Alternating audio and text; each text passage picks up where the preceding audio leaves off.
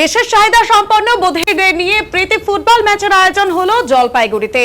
শহর জলপাইগুড়িতে এবার বধির যারা রয়েছেন বিশেষ চাহিদা সম্পন্ন তাদের নিয়ে ফুটবল ম্যাচের আয়োজন হলো ধূপগুড়িতে। রবিবার বিকেলে ধূপগুড়ি পুরো ফুটবল ময়দানে বিশ্ব প্রতিবন্ধী সপ্তাহ উপলক্ষে ধূপগুড়ির একটি প্রতিবন্ধী সংগঠনের তরফে একটি ফুটবল ম্যাচের আয়োজন করা হয়েছিল, যেখানে যারা কানে শুনতে পায় না, এমনকি কথা বলতে পারে না, তাদেরকে নিয়েই ফুটবল ম্যাচের আয়োজন করা হয়। এদিনের খেলায় আলিপুরদুয়ার এবং জলপাইগুড়ি থেকে বিশেষ চাহিদা সম্পন্ন বধিররা খেলায় অংশগ্রহণ করে।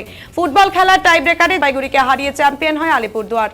এদিনের বিশেষ অনুষ্ঠানে উপস্থিত ছিলেন শিক্ষারত্ন তথা শিক্ষক জয় বসাক, শিক্ষক প্রবীর মল্লিক সহ বিশিষ্ট ব্যক্তিবর্গ। বধিরদের খেলা দেখতে প্রচুর মানুষের ভিড় জমেছিল।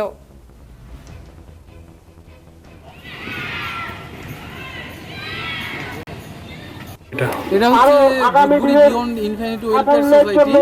আমরা ধূপগুড়ির একটি সংস্থা যারা হচ্ছে বিভিন্ন বধির ছাত্রছাত্রীদের নিয়ে কাজ করি।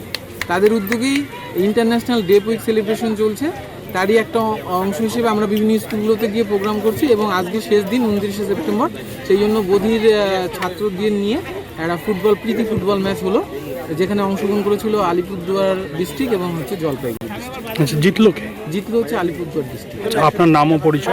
আমার নাম হচ্ছে জয়ন্ত সরকার, আমি ধূপগুড়ি বিয়ন্ড ইনফিনিটি ওয়েলফেয়ার সোসাইটির সভাপতি।